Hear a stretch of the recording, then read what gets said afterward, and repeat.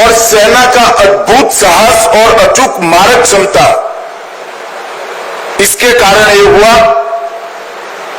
कि सैकड़ों की संख्या में आतंकवादी हताहत हुए। हमने तो हमला आतंकवादियों पर करा था, मगर पाकिस्तान ने हमले को अपने पर हमला माना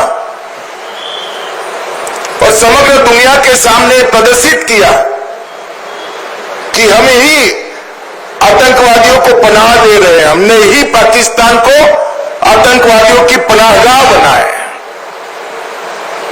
एक भी सेना के स्थान पर हमला नहीं हुआ था, एक भी पाकिस्तान का नागरिक हताहत नहीं हुआ था। इतने सटीक तरीके से भारतीय सेना ने संयम बरतते हुए पाकिस्तान पुरस्कृत आतंकवादी अड्डों को तहस नहस किया था। और बौखलाए हुए पाकिस्तान ने क्या किया?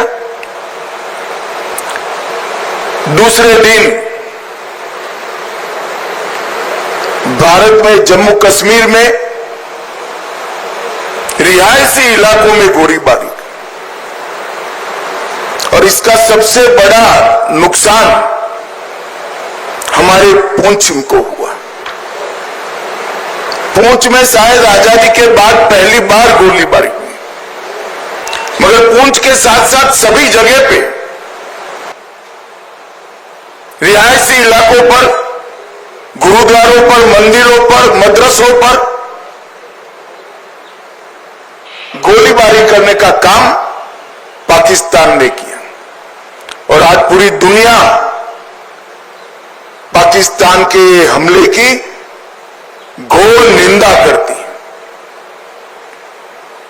और जब पाकिस्तान ने हमारे रिहायशी इलाकों पर, नागरिकों पर, निहत्थे नागरिकों पर हमला किया, तब भारतीय सेना ने इसका भी सटीक जवाब दिया और उनके 9 हवाई अड्डों को, उनकी मारक क्षमता को क्षतिग्रस्त कर कर एक मजबूत जवाब दिया, जिसके कारण उनको समझौते के लिए आगे आना पड़ा।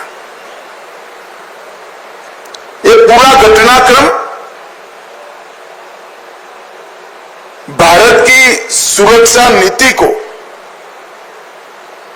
दुनिया के सामने घटनाओं के आधार पर जाहिर करने वाला रहा है कि भारत के नागरिकों पर, भारत के निर्दोष व्यक्तियों पर, भारत की सेना पर और भारत की सीमा पर किसी भी प्रकार का अतिक्रमण भारत सहन नहीं करेगा। किसी भी प्रकार का आक्रमण भारत सहन नहीं करेगा। इसका सटीक और इससे भी बुलंद जवाब दिया जाएगा, और वो हमारी सेनाओं ने कर दिखाया है। पुंछ में कई लोगों के घरों की क्षति हुई है, कई व्यापारी स्थानों की क्षति हुई है। एलजी साहब ने बताया कि जम्मू कश्मीर सरकार ने नॉर्म्स के हिसाब से सहायता कर दी, परंतु व्यापारी स्थानों और रिहायशी इलाकों में जो क्षति हुई है, आने वाले कुछ ही दिनों में भारत सरकार भी इसके लिए एक पैकेज लेकर आएगी। और मैं आज इस मंच से जम्मू कश्मीर की जनता को, आवाम को भी ये संदेश देने आया हूं कि जम्मू कश्मीर का विकास रुकेगा नहीं, थमेगा नहीं।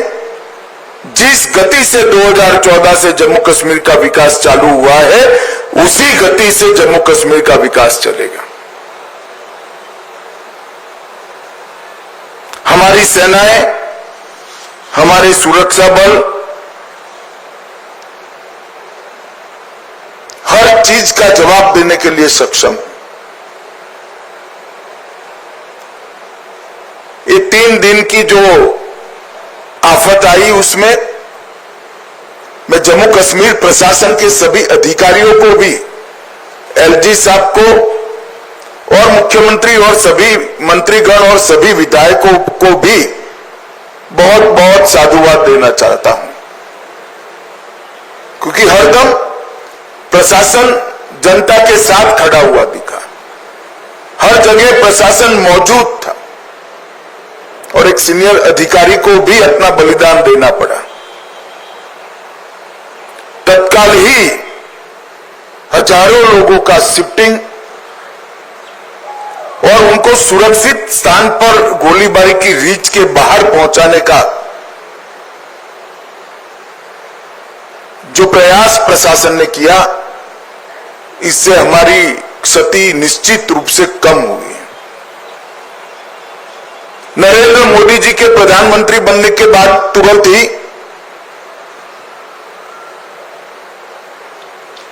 बंकर्स को बनाने का निर्णय लिया गया था।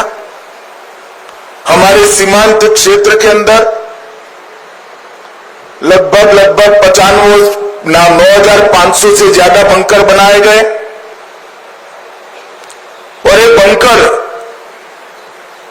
इन 3 दिनों में हमारे नागरिकों की जान बचाने में बहुत काम आए हैं। आज ही मैंने सुबह एलजी साहब से, अधिकारियों से चर्चा की है। अभी की गोलीबारी को देखते हुए और बड़ी मात्रा में बंकर भारत सरकार बनाएगी, जिससे आपदा के समय में हमारे नागरिकों को बचाया जा सके। मैं यहां से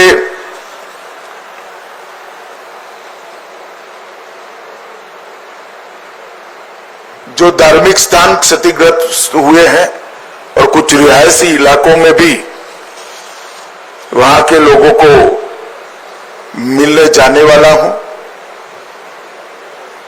आज जिन परिवारों की क्षति हुई है, इस सभी परिवारों के प्रति मैं गहरी संवेदना व्यक्त करता हूं।